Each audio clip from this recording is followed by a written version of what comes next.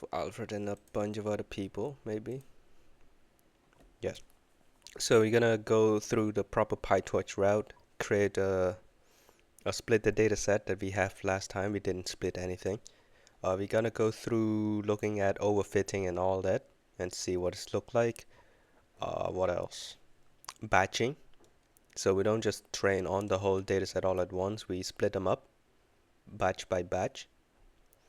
And yeah, we'll see what comes after. Let's just go with the flow for now. If you have any other data set, you can suggest that.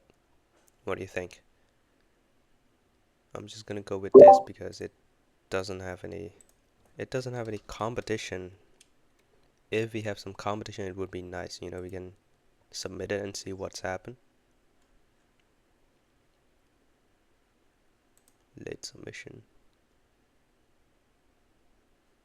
We could do this. Yeah. So this is a competition with the iris dataset, and they give you this. It doesn't have class, which means you have to predict some classes, I think. The training is for training. Let's not worry about that for now. Let's just do something.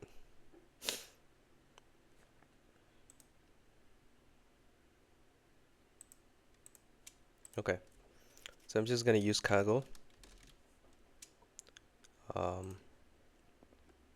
Are we ready?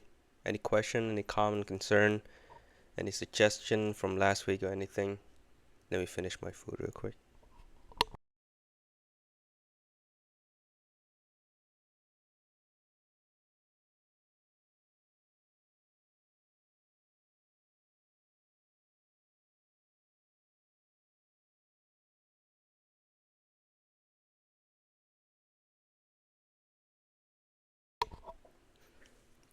We're all here, right? Yes. Yeah, we can start. Let's go. Let's get this. So how much everyone's remember from last week?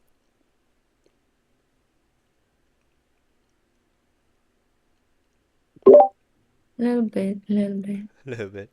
What did we do? I feel like my old teacher. Alright. That's fine. Let's import some important stuff. Torch. Import torch.neural as an end so that we don't have to write that again. Import pandas as PD from matplotlib.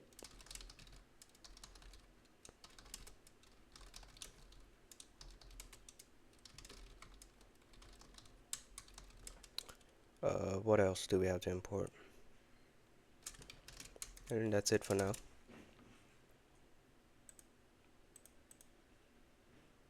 So they give you free GPU, by the way, and if you know how to optimize your code to run on GPU, which is pretty simple, by the way, you should try to use this to give you about 30-hour total per week, and it reset. So if you have anything intensive, run it on GPU. But it's fine for us right now. So the dataset is imported, I think, so we should be able to see them.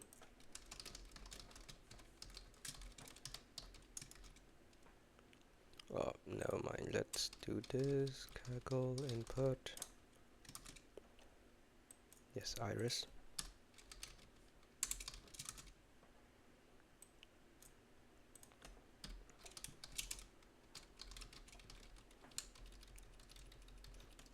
That's CSV.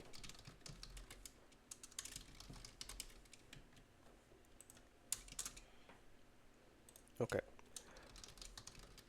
Gonna read the CSV file, which is the dataset path. I'll put it directly here. As usual, make it into a data frame. Dataset.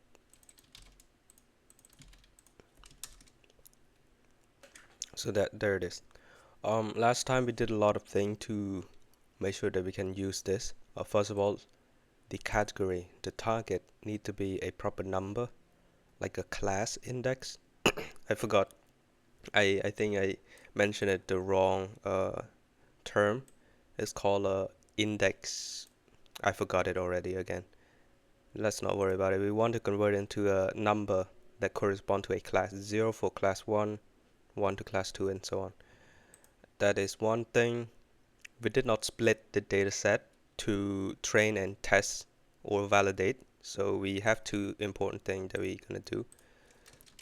First of all, let's convert the category into a proper number, right?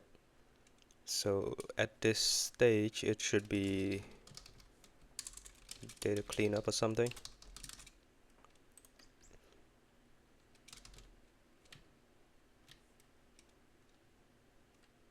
We know that the species column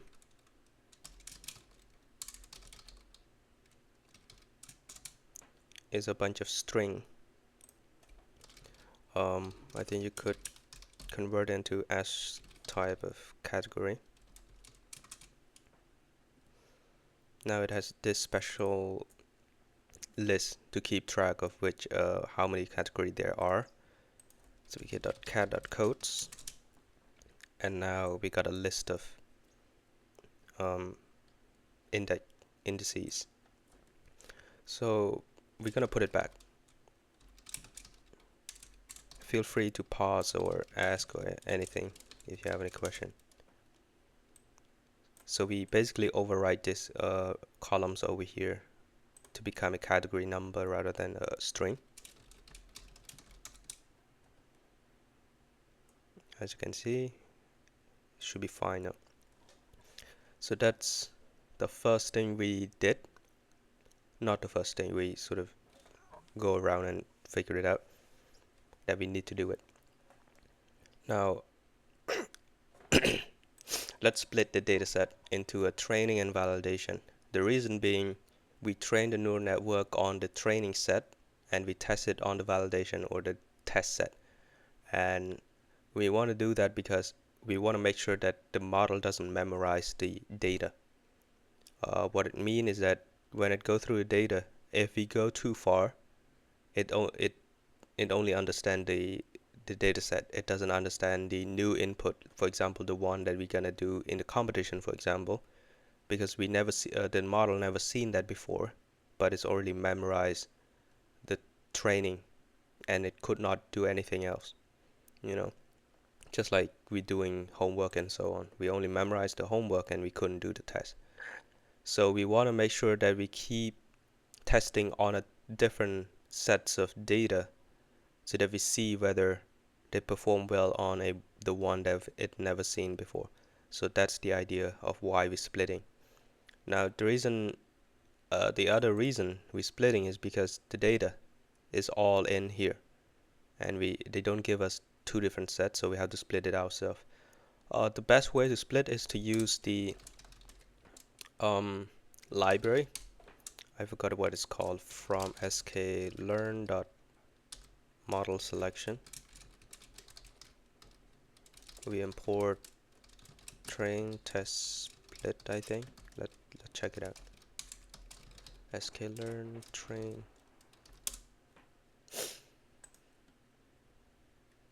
sk model selection train test split. No s. So it's just a function that we can call. Let's create some header.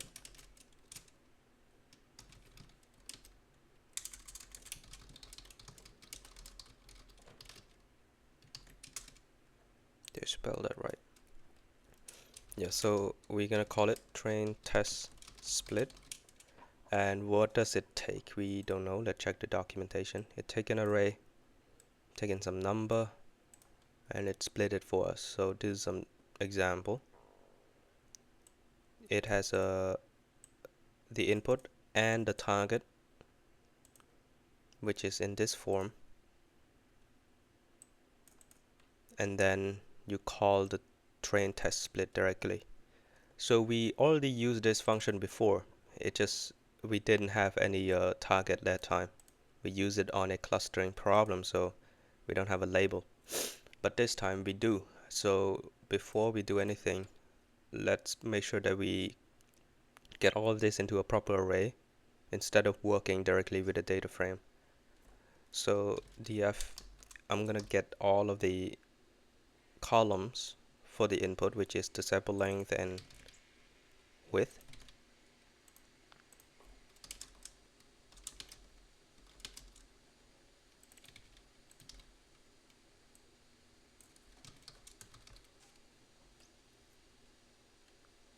And then the pedal length and width.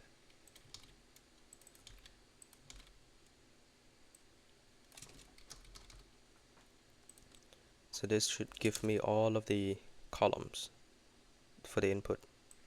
We have 4 of them. And by the way, it's not necessary that you have to use all of the input they have. Just like with clustering, you don't have to use all of them. You only use the one that makes sense. Sometimes you make up your own one by combining some of this, but usually neural network does that for you. As you've seen before, some of the hidden layer, like in the hidden layer, some of the node actually combine the input together and made up new one to extract features out of it. But for now, we're going to use all of this because I think that's what's important. If we use too little, we wouldn't be able to understand much about the data. So we're going to use 4 of them, all 4. Get the value to make it into array. And that doesn't make any sense, so let's put it into a variable. Let's call it x, stand for input. So there's 150 with 4 for each of them. Just like before, it has to be a vector. So each data point, we don't use each number individually. It is a single vector with 4 number. So that's how we do it. You can still hear me. Everything is going great, right? Just want to make sure. Yes, yes. Okay, perfect. Yes, so where were we? Okay, we got the data for the input. Let's get the target. We already converted into a number, so we still will to do it anyway, which is the species.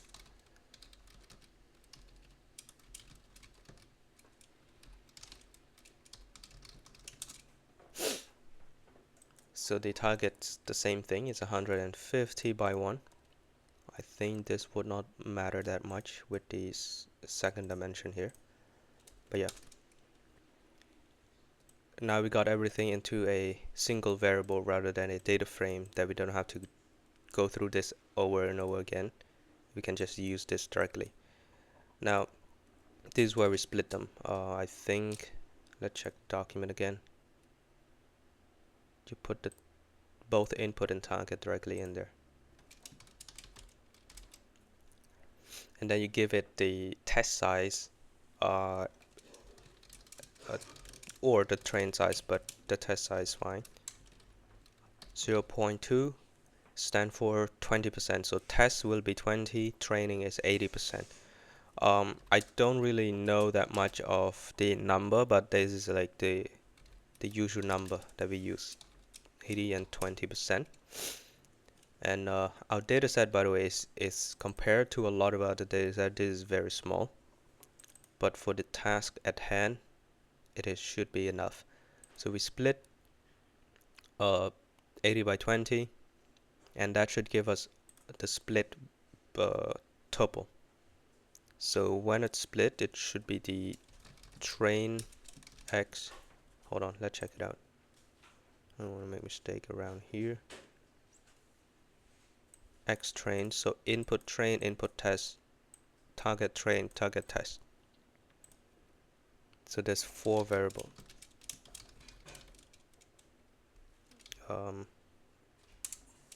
X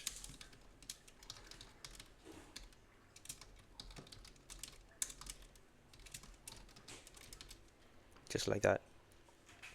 So these are both these are input and this is target. So just want to make sure we know what's happening. Let's take a look at it. Take all of this.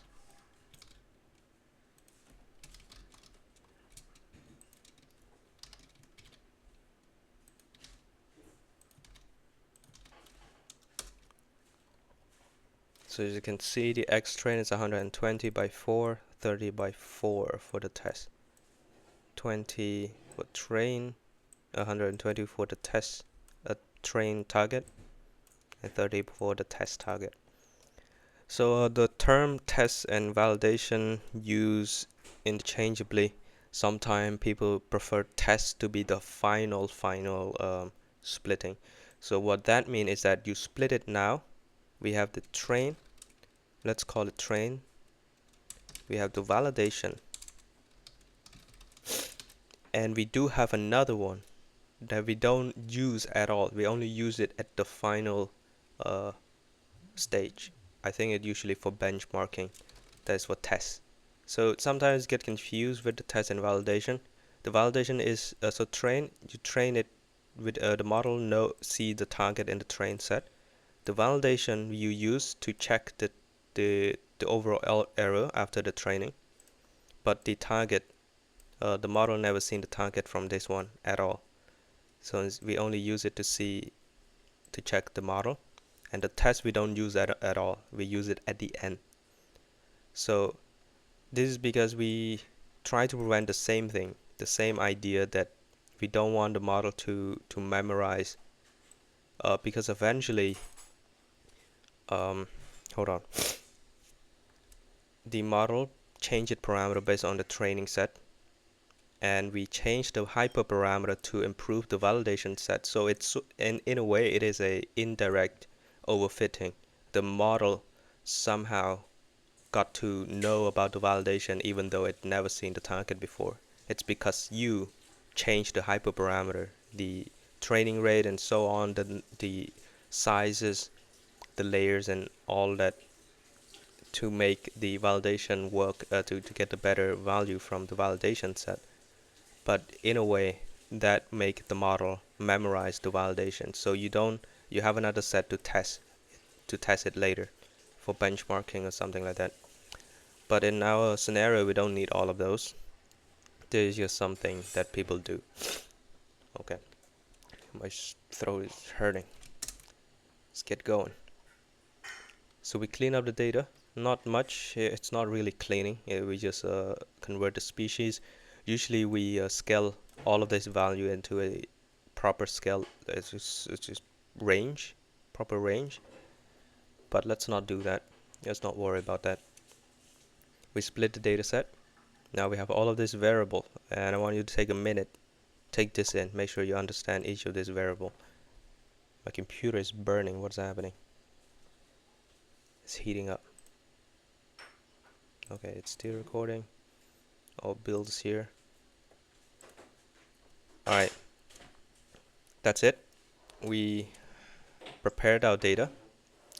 Now I'm not too sure if we should go through this route, the route where we create a data loader. I think we need to. Alright, let's do it. So in PyTorch, there's something called data loader, and let's check it out. It's allow you to do batching very easily. So this is for the MNIST dataset for the fashion one, which is contained about a lot of pictures of clothing, t-shirt and so on. And if we want to create our own data loader, we have to create our own class of dataset. So it's literally just a class to wrap around our train and test, and it tell the model how long the dataset is and how to get each item, because our thing is in array. So how do we get the item from that array?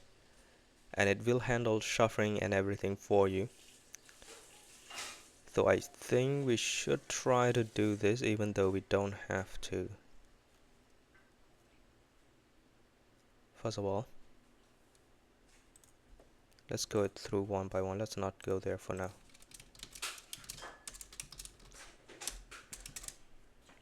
Ignore this part for now. Too much noise. Alright, model. Last time we used the neural network module and we used the sequential, I think if it's spelled correctly, and we just throw a bunch of layers in there because this is a dense model and there's nothing wrong with that. This is like the easiest way to do to make any model. We use linear layer for the dense layer, the fully connected layer. In TensorFlow you might call it dense, but in PyTorch we call it linear. Now you give it the number of input and output. So in our case the input is 4 as before. The output we could give it anything. Let's give it 10. So it coming from 4 input and it extracted into 4 different a vector of 10 components. Usually in between we use an activation function. At this point there's no intuition of why we need activation function exactly because we're gonna use ReLU anyway. But when we speak in the mathematical term, because usually the activation function, I cannot speak anymore. Previously we explained that activation functions sort of have this threshold and activate each neuron to fire to the next layer and all of that. But once we think of it as a vector now, there's no neuron anymore. It's just a vector which is just a single point. So after this linear layer, it transforms from one space, vector space, into another vector space. And activation function is there to introduce non-linearity. And I still don't understand that exactly, so I'm not gonna pretend to explain any of that. So we're just gonna put it in here, and I'll try to do some research and explain that maybe later. So that's that. 4 to 10, and then 10 to what? We can have another layer. So if we want 10 to 10 again, maybe. Let's remove this. Right, and then that means you could do it one more time. 10 to 10.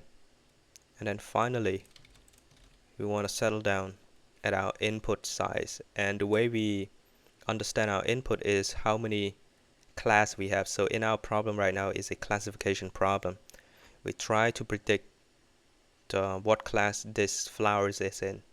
So we know there's 3 of them, 3 class. We already explored the dataset before, so we're not going to go through that. 3 different class. So the way we create the output is to use the number of class as the number of neurons. The reason being we want it to be a probability distribution. So each neuron tell you between 1 and 0, 0 and 1, how likely it is to be that flower. And all of the value, all of the node will add up to 1, so that it is a probability distribution. That sounds fancy, but it's nothing. It just tells you the percentage. So at the end, we don't use ReLU, because if we want it to be a probability, we use softmax. So softmax convert your list of random number. So let's say 0. Let's say 5, and then 1, 1. This is not probability. So you apply softmax to convert it into probability. Now for us, this is fine. We can see, right, the number here is higher, so we don't have to worry too much. But for training, we convert into a probability so that the training formula, the loss function, work better. But now that we mentioned that, our loss function that we're going to use is the cross entropy. So how do you explain this better? I could not explain this function. There's some reason it's called entropy and cross entropy loss, but we're not going to worry about that. So the cross entropy loss function convert your prediction into a probability for you, so you don't need softmax. It's redundant. I think it's even worse if you put softmax in there. There's a lot of training I did before, and it was the result was a lot worse if you put softmax in there. So this thing convert your prediction into softmax, and your target, it just take the class index and convert it into a one-hot encoding for you. Again, one-hot encoding is if you have 3 maximum class, and let's say the number is 0, this means it is a first class. The one of these 3, the first one is the right class. So the one-hot encoding will be 1, 0, 0. 1 being the first index, the 0th index, and the rest is 0. You want the probability of the first class to be maximum. This is for targeting the value of the target. So that's what one-hot encoding is. Yeah, so this is what we did last time. We created a loss function by using this thing. Model, this is our model, and that's it. We use some optimizer. Sorry, optimizer, we're gonna use a torch.optim.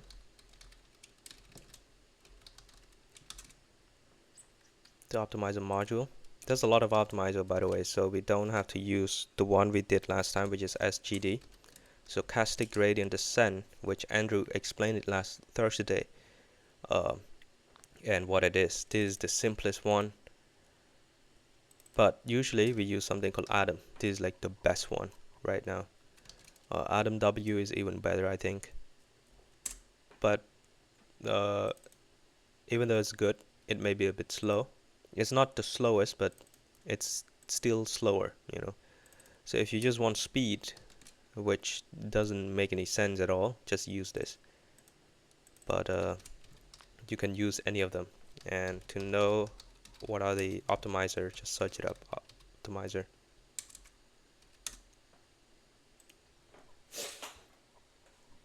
So those are the thing.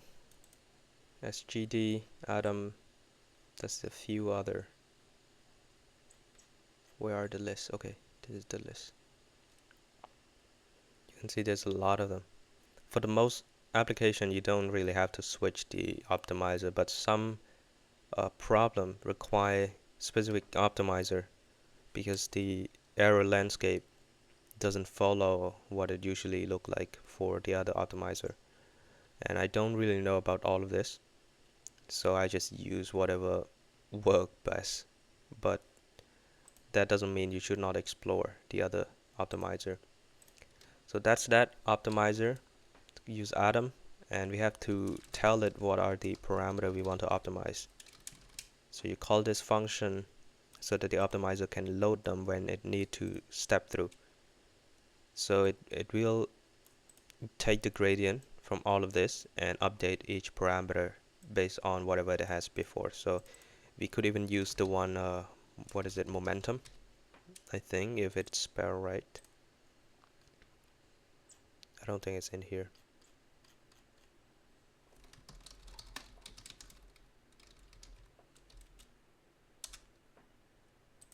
Maybe momentum itself is directly in the SGD. So it's sort of a normal thing now that your optimizer have a momentum to keep pushing the loss value. So they implement it directly with SGD. So the SGD is not really the vanilla SGD, it has the momentum in there. So we don't call it like that. Even Atom has momentum, and on top of that there's a bunch of other things to improve the performance. So those are the optimization problem in neural network. Okay, we're going off script. There's no script, but we're going off script. So that's what we did last time. Model, loss function, and the optimizer. Then we create the training loop, which now is a bit complicated because we have all of this and we don't have a batch yet. So let's try to implement batch. I have no clue how to do that without the thing, so let's see. So let's create a function this time for training so that we don't have to rewrite the whole thing for testing. The training require model. Take in the train loader, which we don't have right now. I'm baffled. Let's not do that.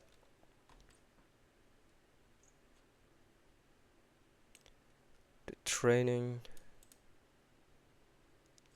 Okay, hold on.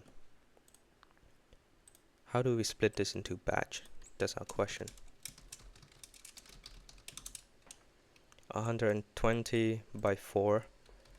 Let's say our batch size is 32.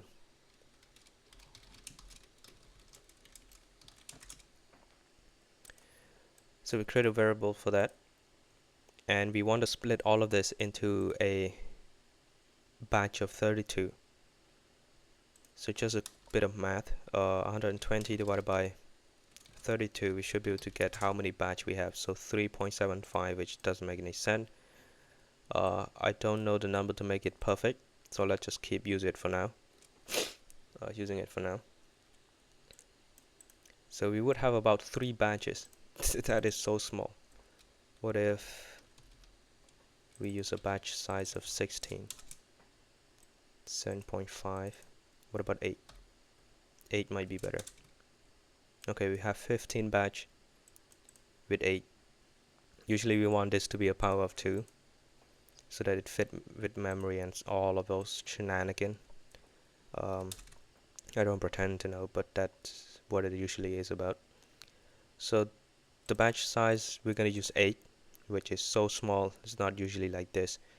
The other reason we use batch, by the way, is to, if you use GPU, this is where it works best.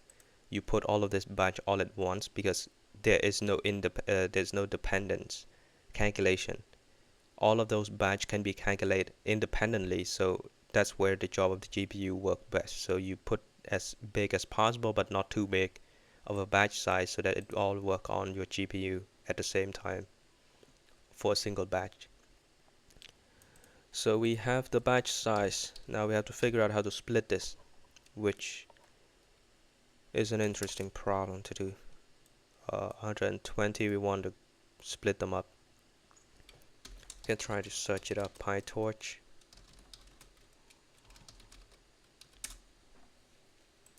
They have a split function. That is cool. Okay.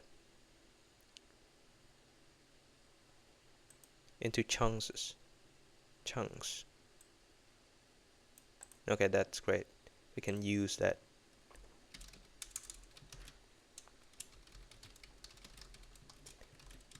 That might give us an error because this is not a tensor at all. Oh, we forgot to give it the size. What is it? Check it out. Split size or section.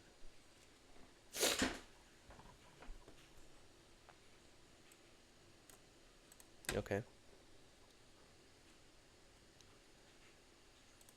Let's just try a bunch of number.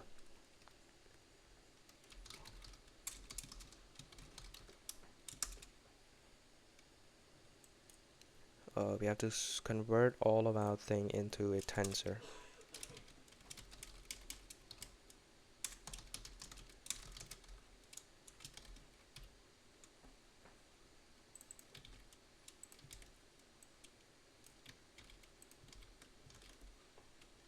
Oh.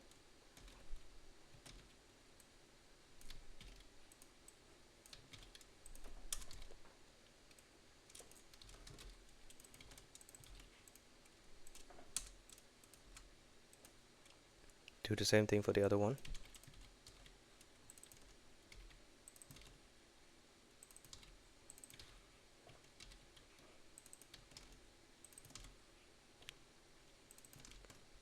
Okay. For the target, usually it has to be in the types of long, big integer. So it is D type. It's really hard without the auto completion.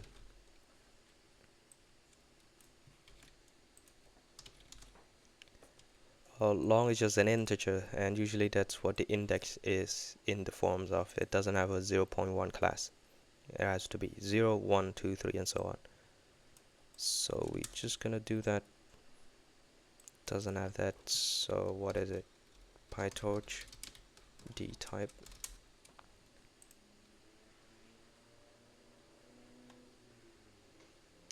In 8, in 64.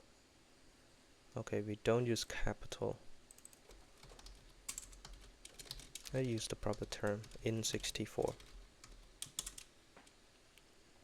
Okay, now it is a tensor. You can use it. Let's see this again. Has no attribute shape. Oh.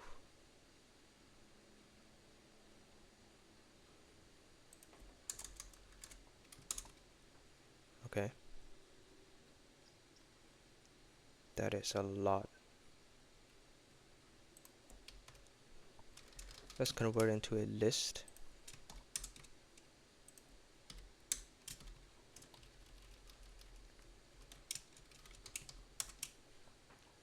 $15. Okay, it seems working fine. So I will explain what's happened. This is a bit confusing. So the splitting, it take your tensor and it split it for you with the batch size you want. So it's split to be whatever size of a tensor, how many tensor it is, so that each of them contain the number of element that correspond to your batch size. So in our case, it's split to 15 different tensors, and each of them has the batch size, right? There, my computer is heating up. What's happening? And then it doesn't give you back a whole tensor. That's why we have to convert it into a list, because it was a tuple. So what's returned back is not even a list at all. It looked like this. You see this thing? It doesn't wrap the whole thing in a tensor. So it is fine. We don't have to convert the whole thing into tensor anymore. We don't need to use all of this all at once, right? That the idea, the initial idea is that we split them into small chunks of tensors, that we use only small of them for a single update in our parameter for the optimization step. So it is a tuple, whatever you want to call it. We're going to convert it into list anyway. So no complication. So this is our training input.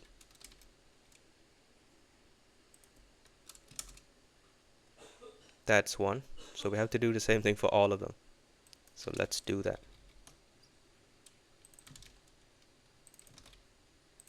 Any questions so far? Please let me know.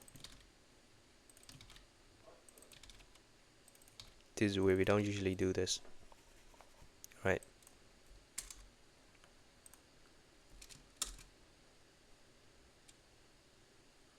Okay, let's run it again. Yes.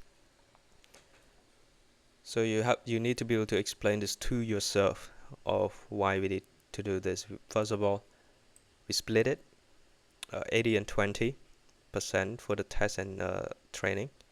We convert into tensor for each of those, override each of its own, and then we split it again in the forms of batch. So it's not really a split. We chunk it up, chop it up into a different batches.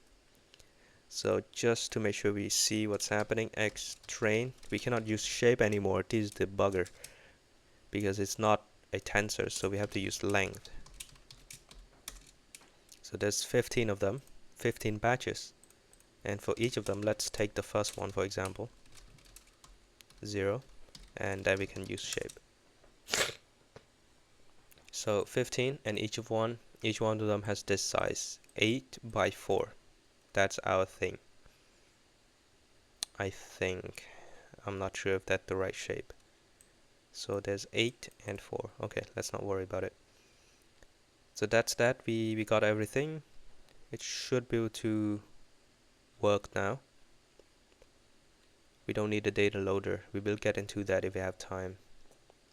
So this is where the for loop can work properly. So for I in the range of how many batch there is. So all of this will have the same number of batch. So we're just going to get one of them, the length of the X train.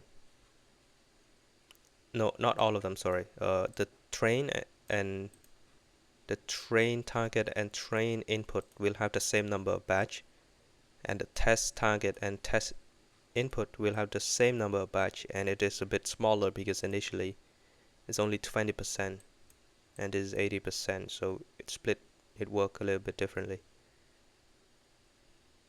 And I think we made some mistake previously. We used 120 divided by the batch size, but it's not 120, right? It is 120, my mistake. I thought the total is 150, sorry. Yeah, so it is going good, I think. I am confusing myself. Let's keep going. So the number of batch,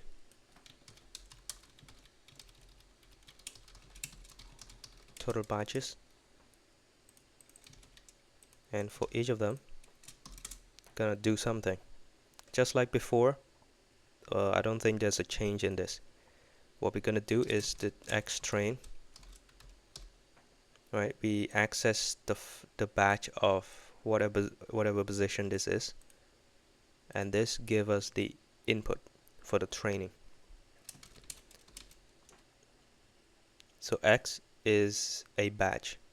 So just to make sure we understand that, I'm gonna do some printing. It's very important to see all of this all the way through. So I'm gonna break so that we don't go through all of the batch. Just run through the first one. So for each of them, we run through one. We get the batch, and this is our batch.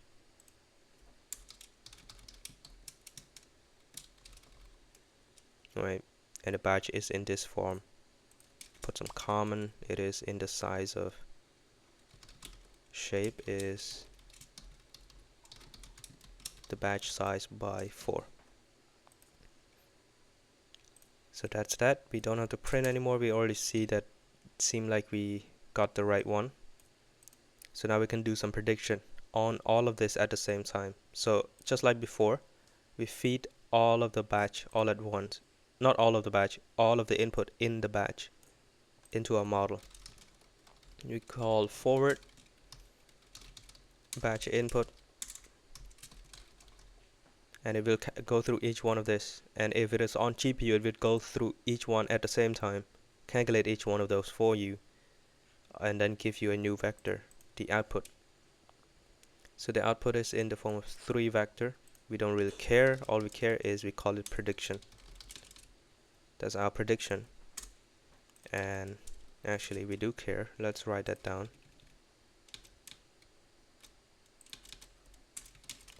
The shape for this is batch size again. It's very important. Multiply by 3. So there are a number of batch size by 3. So each of them is 3 dimension. Now let's do the loss function. Our loss is the loss function we create here. The loss function requires a few things. First of all, it takes the prediction. It should be S, but don't worry about it. And then taking the target, which is in the forms of index, tensor index. So batch target is our Y train. Again, Y is for the target. Train is your sets for training. We don't use this testing one, right? And the shape for this, if I remember correctly, it should be same thing with the batch size multiply by 1. It's only one dimension. It contains a single number, an index for the class which it need to be.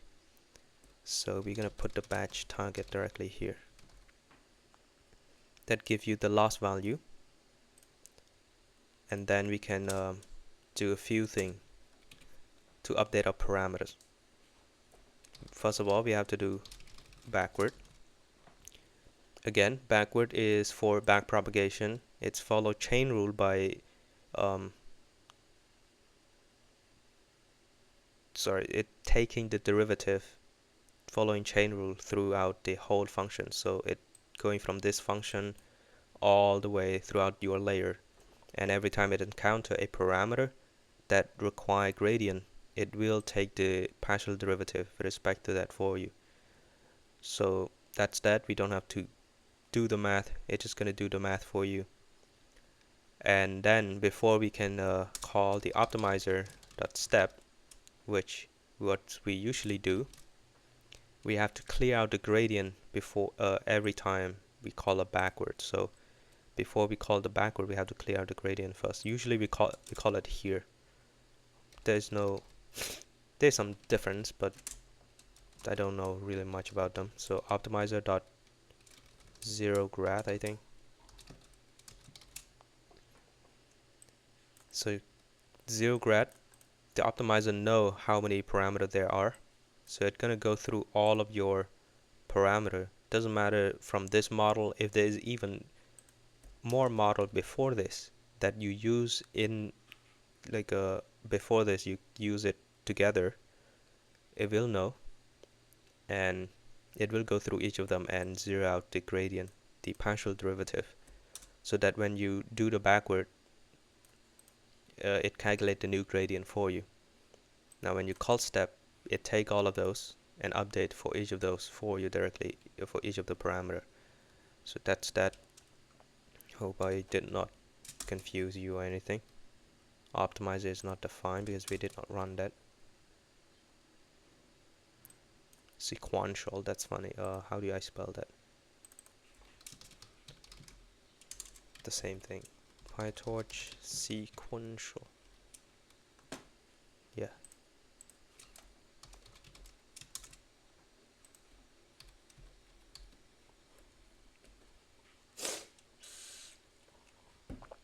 Okay. Run this. That's the same type but got double and float. It's this. Just like this. But we want to use float 32. It has to be that.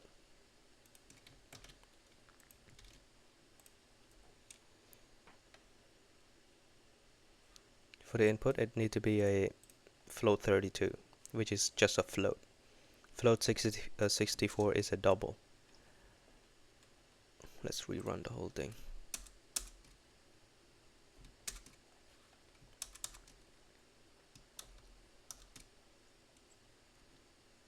0D multi-target is not supported. I thought this would work.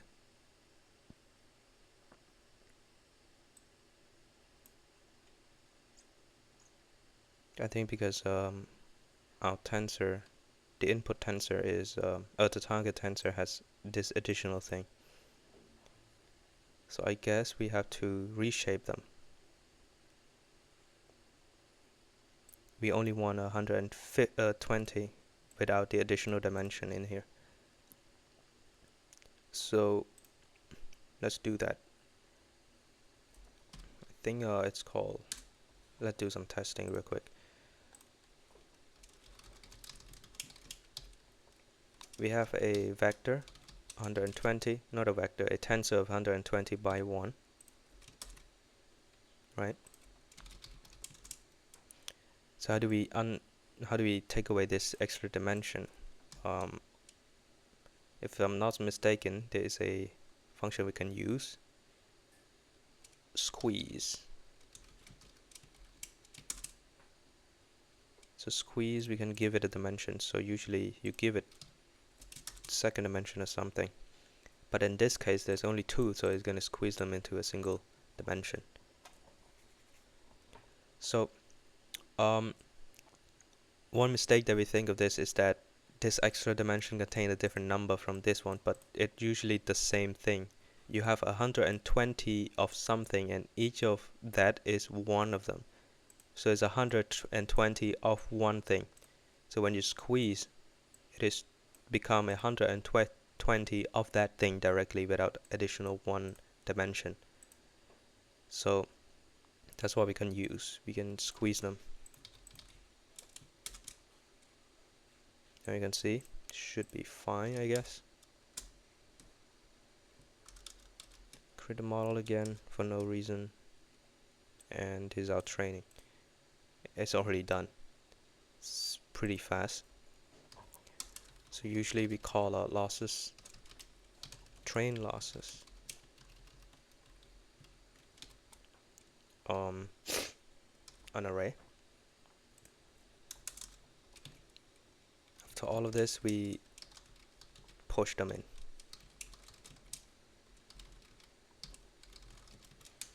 There's some optimization where you don't push them directly like this. You try to prevent CPU operation as much as possible if you use GPU, so that it doesn't spend time converting stuff on the CPU, because it takes some time, because otherwise it doesn't make sense at all to do anything on the GPU, because you spend more time on the CPU anyway. But in our case, all of them are CPU based. So we run, we zero grad, we predict, we take the loss backward step, then append each of those losses. And after each of this, we want to do a single training, a validation test.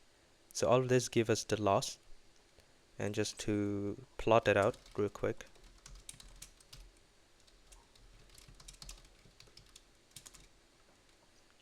This is what our training loss look like. That is weird. It's supposed to go down, but we'll debug that later. So that's that. We're gonna do the same thing for testing. Usually we create a function so that it doesn't overlapping any of the variable name. Test losses, total batch, gonna take the test.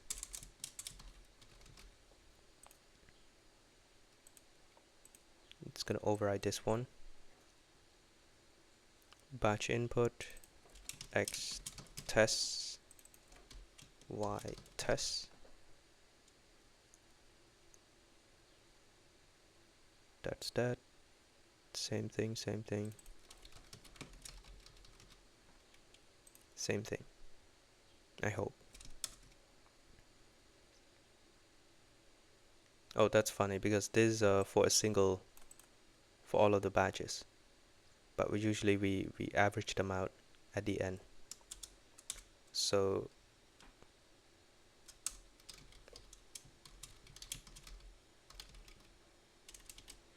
average train loss, yeah, we don't have to do this.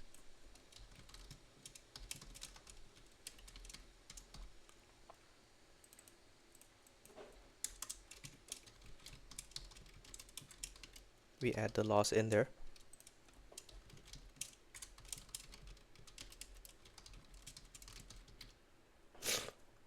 Let's take a moment and make sure we got this part. It's a bit confusing.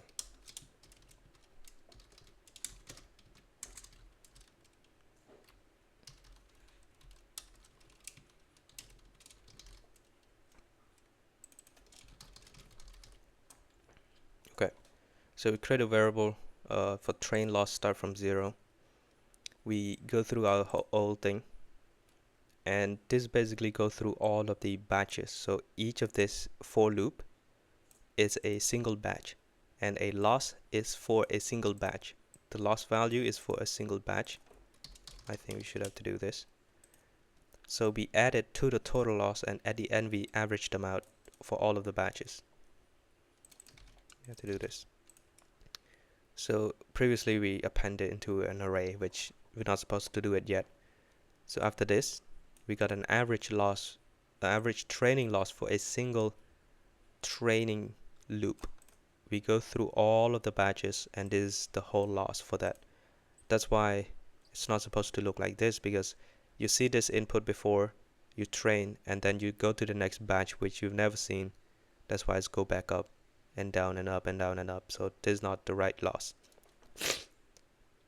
Now this loss doesn't make any sense either. It's just a single number, and the reason is we're gonna go through this multiple time. We're gonna go through the whole batches multiple time. We don't just go it by just one time. So before we do that, let's rewrite this to 0.0. Doesn't need to be 0.0, but test loss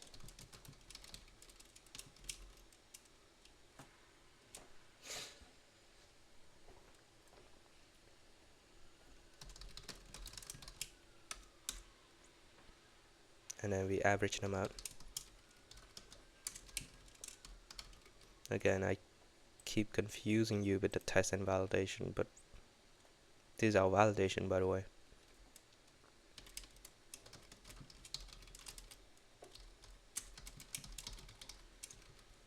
Total batches. So that is a single loop for the training and testing. Oh, should not call step, should not call backward, should not call gradient. For testing, we just want to get the loss. We don't want to update anything. That's the main point. So again, let's take a moment. We don't update anything, just forward and calculate the loss from the prediction. Why did I want to share my screen? Wait, was I share my screen? Hello?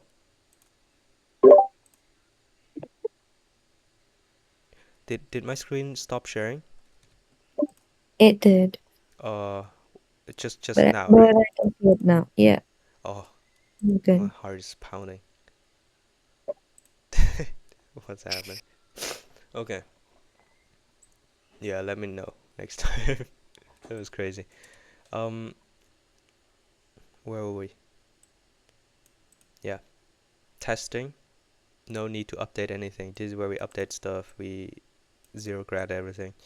We don't do it here. And on top of this, usually you call a single model.eval to put the model into a testing mode, I think. Same thing for this, model.train. This is a PyTorch thing. We don't usually do it for other thing. Tensor, not again, it stopped sharing. Is my memory is too low or something? Hmm.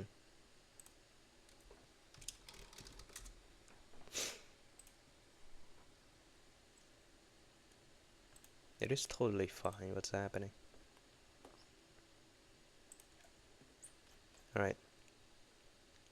So, yeah, for TensorFlow, there might be other shenanigans for that library or framework. But for PyTorch, we usually do this to improve the performance. So you don't have to know too much about this if you're gonna use something else. But for now, this is for a single loop. We train and test.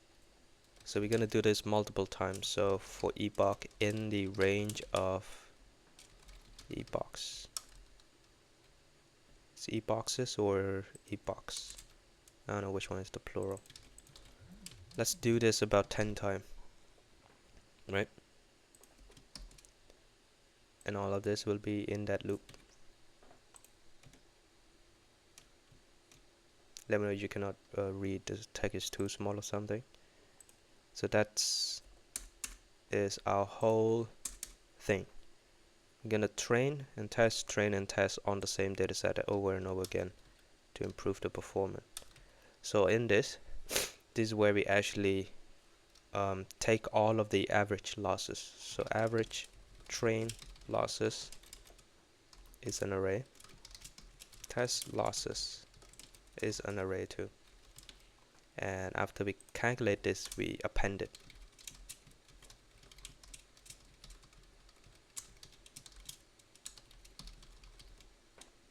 We put this in here. Same thing for the tests.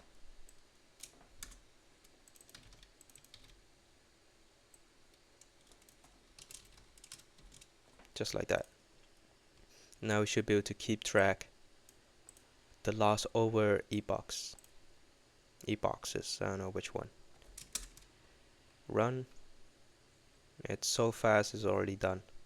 Usually we print it out throughout the thing, so let's do that. Let's do some printing. We try to avoid printing, by the way. It's a CPU operation, but we gotta do it because no one gonna stop us. So average train loss. Can do same thing for testing, so we know at least that our model is doing something. As you can see, hold on.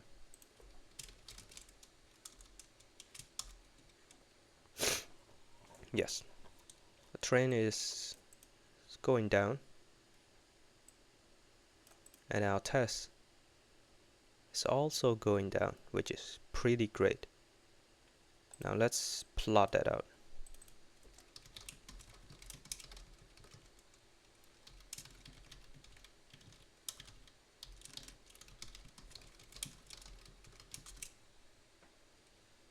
Look at that. So I don't know which one is which. The blue should be the test because it's smaller and the average is, I don't know, that's not right. No, the blue is the test. No, the blue is the train. Whichever, it should be there. It's going down. Let's run this even more than 10. Actually, let's reinitialize the model and then run it again. We will try to achieve overfitting. Maybe it doesn't happen in this case because the dataset is not that bad. Okay, we don't see any overfitting. This is fine. So you can see it's going down, and it's going down even more. Now this is disappointing because I hope to see some overfitting. But yeah, any questions so far? The code is disgusting, so we're gonna try to implement it the proper way in a bit. So I'm gonna pause a bit and washroom break or something.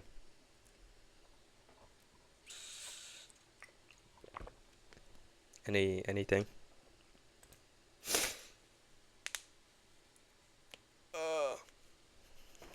It's very quiet. At least we got a few people. Karina, Naja. No question. All good. All good. What about you guys? Bill and the window. Yeah, I'm good. You're good? Yeah. I All think right. I'm good. All right. Um, I I think I'm just here just to like try to like relearn what I've learned in that one AI class. Oh yeah. Yeah. Mark class. Yeah, yeah. Well, hopefully this should help. We're gonna go through a very practical route, trying to train our own thing. Even though this is very fine detail, you don't usually do all of this. This is for experimentation when you want to do your own model and all that. Um, the way we create model here is the simplest way. There is no complication. It's just a bunch of layers. Bada bing, bada boom, you're done. But sometime you go through a different route to create a model, so you have control over how the calculation goes. And we still don't have to do derivative by hand, which is the main goal of training a neural network. all you have to do is to just define the calculation, and it's create something called computational graph, and PyTorch just go through that graph for you and calculate the derivative. So we'll go through that. But yeah, we already see a lot of this. Yeah, let's check out some overfitting. When we get to image processing, I will try to explain convolution, and that's where overfitting should happen a lot, because image is very, very hard to process for neural network. So this should look like this. Your training keep going down, your validation also going down, and then all of a sudden it going back up, and it never converge. So that's the idea of overfitting. It's memorize your training dataset and it doesn't understand anything new. You can see this also the idea. Underfitting is that your model doesn't fit very well to the dataset. Overfitting, it's too good. So we don't want that to happen. That's just one thing. And it's happened a lot. That's why I really want to explain that, but it doesn't happen in this case for some reason. So yeah, washroom I cannot speak. Washroom break is done. We're gonna go through this and simplify our code. Not simplify it, do it the right way. If we have time. Let's see. A lot of thing is just a out of the head for now. We just go through this and do whatever we think we need to do, and then after that we don't worry too much about the best practice. So what is the best practice? There's no best practice. It's just something that's gonna help us doing things in the future a little bit. It's not gonna help that much. So first of all, I think it should be good if we put this into a proper class, a dataset class. So I will explain what that means. We have the test and train, and then we split it here, and then we're gonna not do it. After we split, actually we convert into tensor. Yeah, we don't have to do it here. You see, we do this for all of this, but when we create something called a dataset or data loader or something, I don't know which one exactly it is. Let's just run this for now.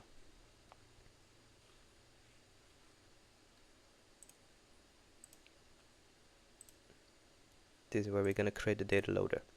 So instead of doing this, we don't have to do it anymore. No splitting. We're gonna do it in the right way. So if I remember it correctly, we're gonna create a class. Let's call it our iris dataset, and it extends something, and I forgot what it is. PyTorch data loader.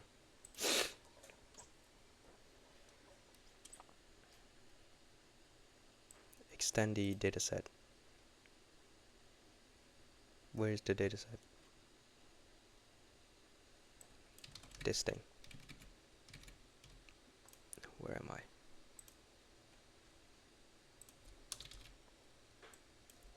So PyTorch has this thing, utility.data, and there's a module called dataset, a class called dataset that you have to extend it.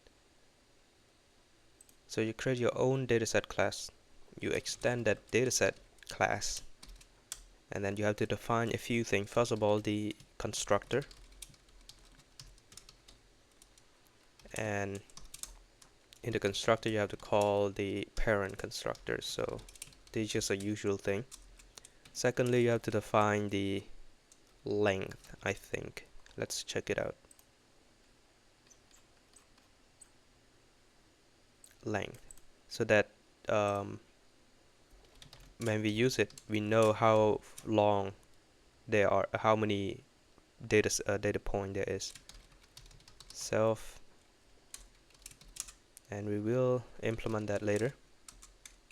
And the third is the get item. I think that's how you spell it. No space. So those are the thing. This thing need an index. It take in an index, and it's your job to give it some value, to return back your data point. Yes. So what we did last time, we didn't do any shuffling. We split it and we use it immediately. We did not randomize your data point. And it's very important for some problems to shuffle your data point around. Okay. So first of all, initialization this data set. To initialize this, we take in some data because we need them to return back when it asks for it, and we need them for checking how many there are, how many of them are there. My English is not working. So usually we take in a data frame directly. We could even take in a data frame from our pandas directly, but sometimes you don't, because we already sort of have this thing already, and this thing is essentially just an array. So we just take in an array. Let's call it I don't know what to call this. X, no, inputs and targets. Initially I thought, when I learned about this, it feels very redundant, because as you will see, what you will do is you put this into a variable. Same thing for the target. And all you have to do is return back the length of your total thing. So how many there are is the self.inputs. The input size and the target size should be the same, except the second dimension. The first dimension is all 150 or 120 in this case, and this is what is the other size is not 60. I cannot do math for that. So that's that. Now we will return this. I hope that that's correct. And when it asks for a single input, all we have to do is to return it. Inputs index. But also we want to return the label, the targets at index. And if you remember from before, we did a lot of conversion. Tensor, we convert into a tensor, but we don't have to do it for all of those. We could do it directly in here. So before we return them, we can convert them into a proper format before we give it out. So the input is now a tensors, and we can do the conversion here.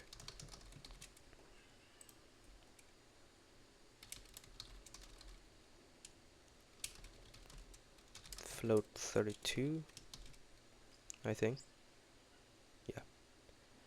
Same thing for the target. So input target tensor, same thing, different data type. And also we squeeze the target to remove the extra dimension, right? And when we get to image, this will help us. In this case, it doesn't help that much, right? We just need to do a few things. But when we go through image, we have to do some transformation. We have to do a lot of things through the image. Or sometimes you just want to use the data frame directly. That means you can pass the data frame in here, and you do some shenanigan getting some columns out of the data frame in here rather than do it out here. So pass in a single data frame or a portion which is 80% of your data frame, of which you want to do some training. This is for a single training, by the way. So the whole thing is for training, and for the whole thing again you can use it for the testing, so it is reusable. So I think that's that. Now we have to create a data loader. So first of all, let's create a data set.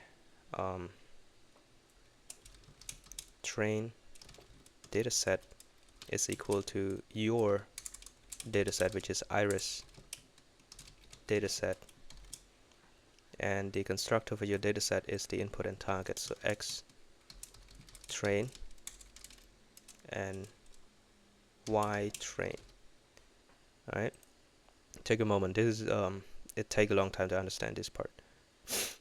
So you have this class and you create an object out of it by passing your thing that you already sort of splitting everything by yourself already, but you do it anyway. Now you create the test data set.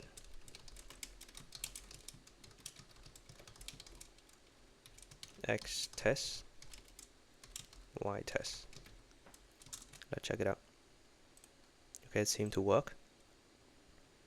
And we don't use this immediately. There's no use of this. The only reason we have this is we're gonna create a train loader. And that is, let's check it out, PyTorch. Wait, we already have here data loader. Where were we? It's the same thing. We need another class. Not another class, we don't create them. Where am I? Yeah, let's import that. It is from the same submodule, I guess. The name is capitalized, so make sure we do that. Okay, so we got that. Not here, here. So we create the data set, and secondly we create the loader, and that is we don't create our own class, we just use their class and pass in our data set. So the train loader take in the train's data set, and this is where we can do a lot of things.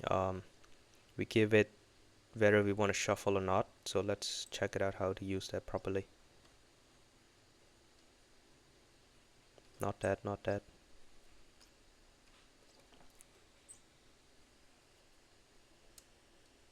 Batch size, so you can see here we can give it the batch size directly. I keep going to a different app. So batch size, and it was what, 8. That's perfect. It doesn't need to be divisible, by the way, so you could put like 32 if you want, but 8 should be fine. The second thing, not the second, but the other thing we could do is shuffling it. Shuffle is true for the training. There's a bunch of other things, especially when it comes to GPU. Again, I keep saying GPU. It's very important when you do like a real application. But for now, we don't have to do that. So training loader, we shuffle. So this, when you go through each of them, I think it reshuffled the whole thing, if I'm not mistaken. Hopefully that's correct. It's just gonna randomize your whole thing again and again, so that each batch is not the same batch at all, I think. For the test, we don't care. We just want to test, so don't shuffle it. It may even just slow it even further. We don't want that to happen. So that is your dataset and your loader. Alright, make sure we understand. We're short on time, let's keep going. So train loader should look like this. So the way we can use is we for loop through it, right? So for in that will give us the batch of the input and the test at the same time. Oh, we did not return it. So we're gonna return the input tensor and the target tensor. So this is a tuple, a tuple, it in that form, and that is when we use it here. So we'll have a input batch and the target batch directly like that. So if you use a for loop, that's what you get. You don't have to do a for I just like this over and over again. You don't need this. it will give you this thing directly. And usually when I create all of this, I don't go straight to training. I usually do this, call iter on top of the loader, one of the loader, right? And then I call next. So this is essentially the same thing as a single loop with break. So after you loop through it, you break, you stop going through it again. It's just like that. You make it into a for loopable thing. I don't know what's the term. Then you call the first thing out of it. So that would give us the same thing. So let's take that and run it. And then I just want to check the size and everything to make sure I'm on the right track.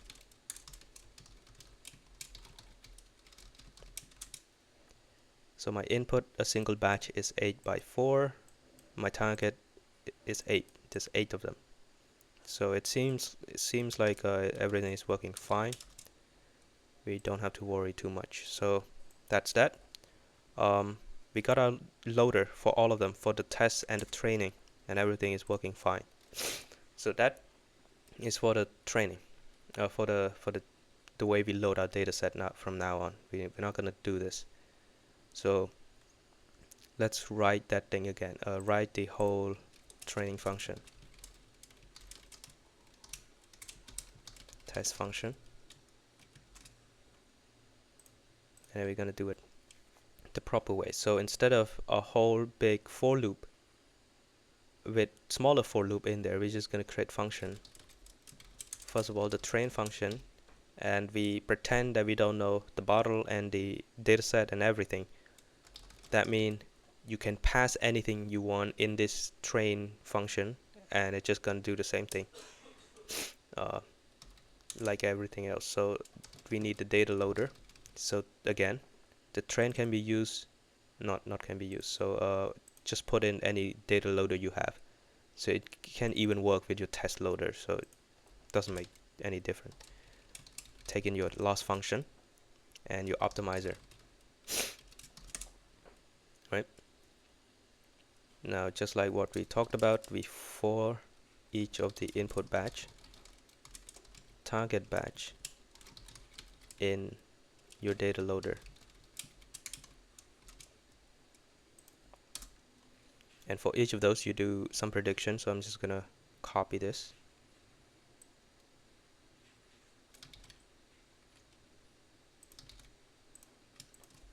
Zero out the grad. Do some prediction. Calculate some loss backward in step. Now this is where we also be able to do model.train to put it into a training mode, I think, or maybe not. That's I sort of just memorize that for now. But yeah, go through that. We can now also calculate the average loss, 0.0, starting at that value.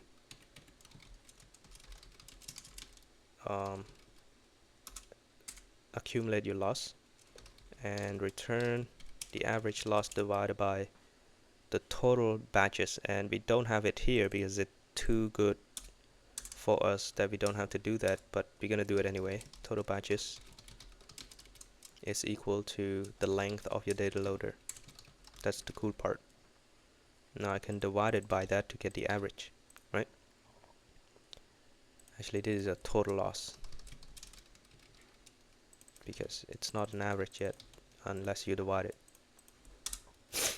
Okay.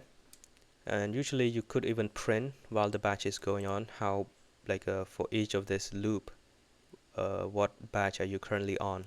Is it finishing yet?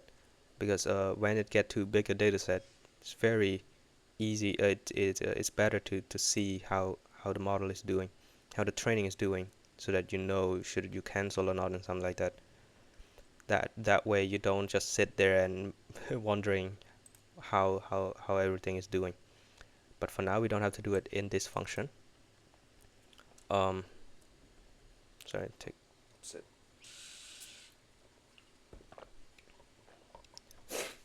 Okay. Now create another function for testing or validation, whichever you want to call it. Take in a model, take in a data loader, and this time we will pass in later, which is the test loader, not a train loader. Take in the loss function, but it does not take the optimizer. And this is where you can call model.eval. And another thing we usually do is torch.nograd. Basically tell PyTorch that we don't need the gradient for this, so try your best to optimize the code for me. So just like before, I'm just gonna copy this code. Total batch, total loss, the data loader prediction. We don't need this. We don't need this.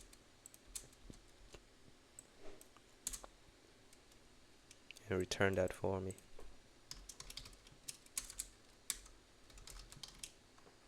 Dot item.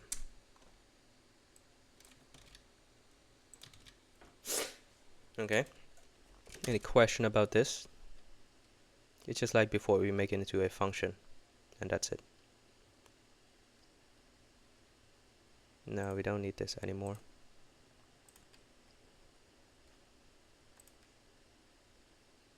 Now for model, we have about 20 minutes. Let's go through that.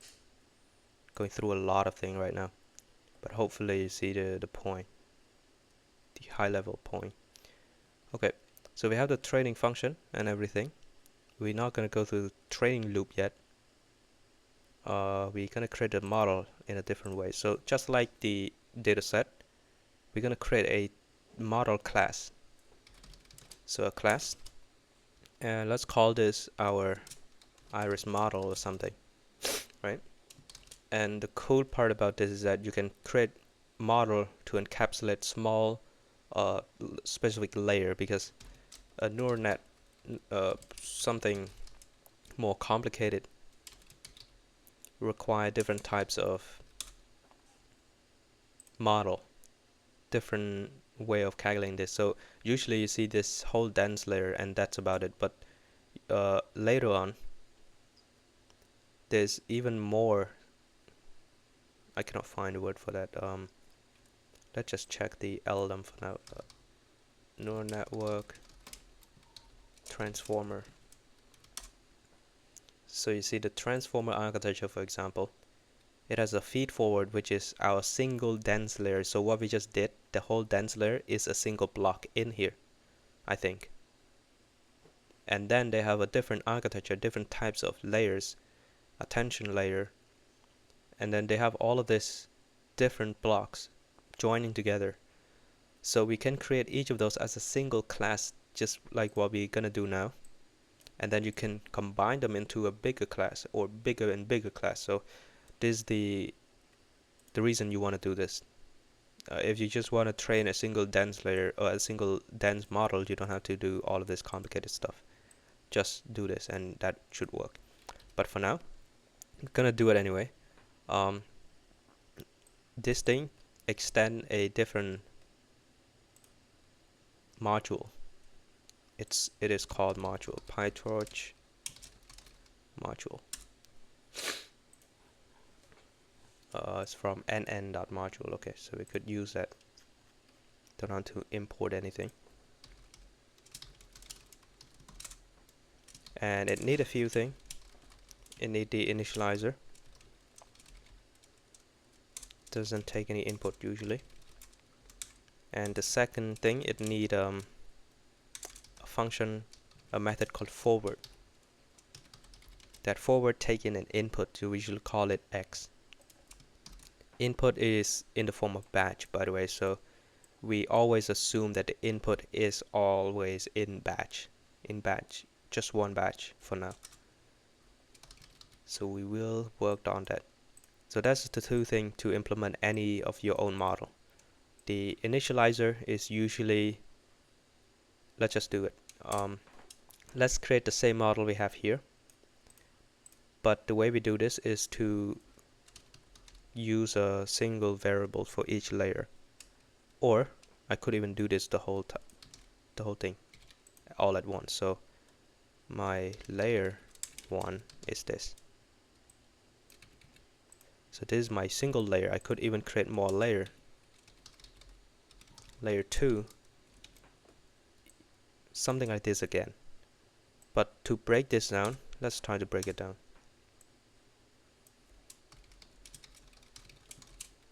Input of 4 to 10, and then we do it again. Layer 2, 10 to 3 for now. Ignore the middle layer. And in between we have ReLU, the activation function. In the output we can have a softmax or other thing, but we don't have to worry. And if you have multiple ReLU or multiple layers that have more other ReLU in between, you don't have to recreate ReLU again. You can reuse this one. So the way we're going to use it is this. Your input, right? You're going to call your layer. So layer 1, call it like a function, or you can call forward on it, but you don't have to. So if you see, every layer has a forward on its own, so it's just a module. They all are module, and module can call like this, can be called like that. So layer 1, call it on your input, and it gives you an output, right? Then we pass this output into an activation function, so it is your ReLU layer. So we take the output, put it in here, take it back, override it, right? Do it again for the second layer on the output. The first one is the input. Now we always take in the output into the same two different layers. You can return it, return the output. So as you can see, if you have any other computation, calculation, or anything you have, do it directly here.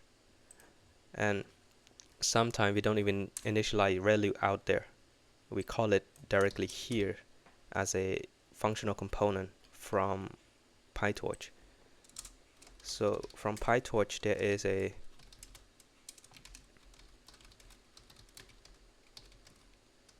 module called functional. You import it like that, and you can use it directly in here. .ReLU. And sometimes your input is in a different shape, for example, and you want to reshape them. You could do it here. So your output is equal to your input, and reshape or permute or whatever you have, you need to do it directly in there. And that's why we want to use want to create your own model like that. So that's that. We got our own model, so we don't have to do this anymore. We create our iris model. Simple. Run it. Okay, we have to call the parent constructor. We extend this, so we have to call the parent constructor. Now, just a bit of detail is that each of this parameter, if it is a legit neural network, legit PyTorch module, in this case a linear or some other module that has parameter, PyTorch will automatically take all of this variable parameter. It will use, how do I say that? The parameter of this model is the combination, the accumulation of all of this layers parameter. So each of this has its own parameter, which is the dot parameter, as you can see down here. But when you put it directly in a model that extend the module, when you do dot parameter, it will go through all of them for you. You don't have to go layer 1 dot parameter, layer 2 dot parameter. You don't have to do that. Just do this, it will go through all of them and put them into a list or something for you, and you can use it in the optimizer, right? So the model, we create it, loss function, create it, optimizer, we have it. Now let's not use this, create a new training loop, just like before, epoch in the range of epochs.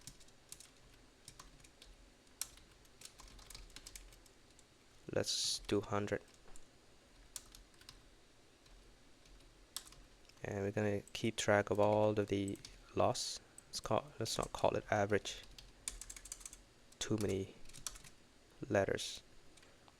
Okay. For each of this, since we already have a function, two function up here that we can use, called train on your model and your data loader, which is your train data train loader, right? Your loss function and your optimizer.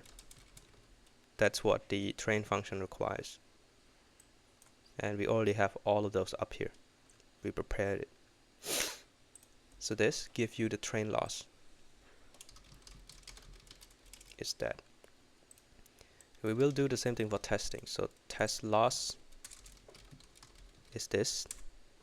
And we're gonna call the test function the test loader loss function without the optimizer. Check it one more time. Everything is correct, I think. Now we append it into the array so that we can plot them.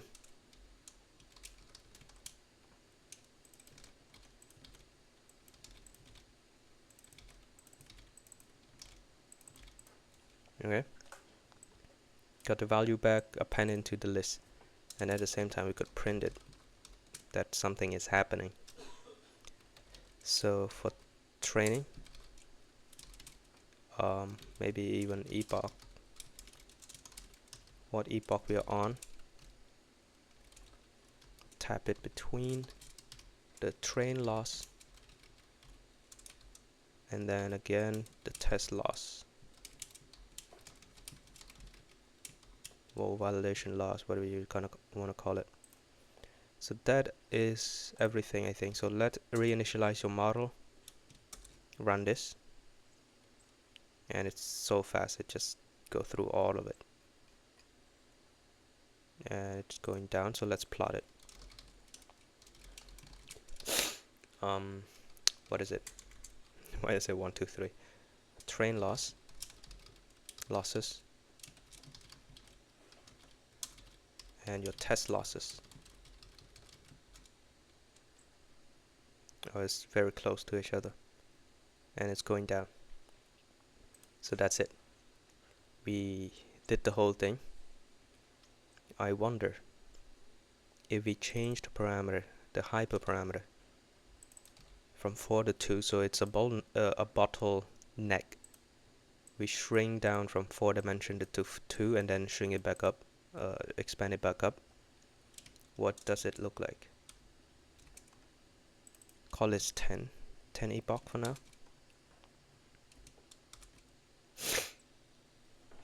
And it dropped down to around 1.9, 0.9. Alright, so we're just gonna go through this again and again. The challenge that we should do is, with just 10 epoch, can we go low enough by updating our learning rate? So if you want to do learning rate, you can do it directly here. Usually the value is 0.01, I think. Yeah. So let's try that. We have about 10 minutes. Any question, you could ask it now. We don't have anything else. It's just experimenting. So the model is 4 to 10, 10 to 3. And I'm gonna use Adam W and see, we'll actually use Adam for now. The low is 0.1, like that. What if, just a bunch of question, I use a different optimizer, Adam W, how far can it go? So it's sort of worse in this case, 0.2, and the graph doesn't make any sense. What if, again, I go to SGD, stochastic gradient descent, 0.5, even worse, and you can see it's what is the term? It's not steep at all. It's not, it would just vertically incline or whatever you kind of call it. Yeah, so Atom work the best. Retrain, run. It's going pretty far. What if I don't use ReLU? What if I use Sigmoid in between? Excuse me. Doesn't go that far. What if I use 10H? Just a bunch of things. Hopefully that will work. Okay, 1.9. Not that bad. So ReLU seemed to work fine for most of this case. Right? What if I expand this a bit to 50? So it has more option to extract a bunch of things. Okay, so it's go pretty deep. Always 0.02. Pretty good. So the more, the better, I think. But that is a pretty bad assumption. We should not do that all the time. Okay, so it's going down very nicely. Now I will try to show you why putting softmax doesn't work well. Dot softmax. Softmax turn into a probability again. So if I do that, what does it look like? Okay. It need a dimension. So softmax take in a specific dimension of which dimension is the probability vector. We give it 1. The reason being, let's see, I have a vector of 120, let's just 5 for now, and each of them has 4 dimension. 5 by 4, and we want to softmax on this dimension, or at least that's what it seemed like we want. So f.softmax on this, and we got the same error. Give it a dimension of 1. Same thing, nothing happened, but we should be able to prove that this work if the sum of all of the second dimension is 1. So what does it look like? This is just a test, by the way. So A is that. Now A dot sum, right? So we have 5 of them, and if each of them is 1, the total will be 5. Or I could do dimension of 1, right? So instead of sum the whole thing, we sum only the the second dimension, keeping the original dimension, which is 5. So each one is 1. So that proof to us that if we give it 1, it will softmax on that dimension, which should work in this case. So it's just a bunch of testing out a bunch of things and see if it works. I can delete this, run it again, softmax. You can see it stop around 0.5, which is not ideal. And if I remove that, again, drop down very far. The reason that doesn't work is because the loss function already do the softmax for you. So it's softmax on top of softmax, so it might not be ideal.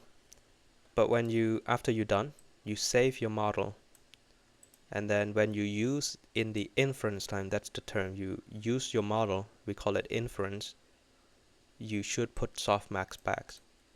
So since this softmax is not a layer, you could load this layer into a completely different model. So if I use the same thing, right, let's call this inference. I could now also call it softmax. The first for training, no need for softmax. When inference, we can call softmax. But this doesn't know the layer from this immediately. After you train, you have to save it and load it back into this. Or you could transfer your weights and biases or parameters in a way directly from this model here to the second model. So I'm just gonna try to write it. The model 2 is the iris model inference, right? You create the model and then you have to transfer it somehow. I don't remember that on the top of my head, so we have to check that later. So that's it. It's a lot of things. I know it might be a bit overwhelming. Let me know if you have any question, any time of the day. I'm cool with it. So yeah, let's run this whole thing again. Oh no, there's a problem.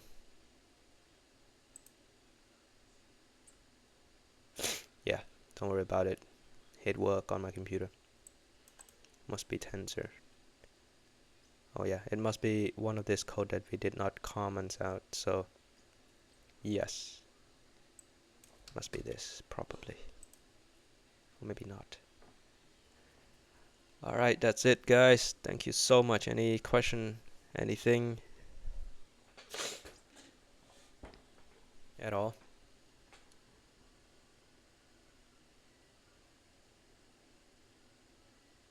So quiet. Linear. My screen is still sharing, right? Okay, thank God. It's still there. Ooh, would have been terrible.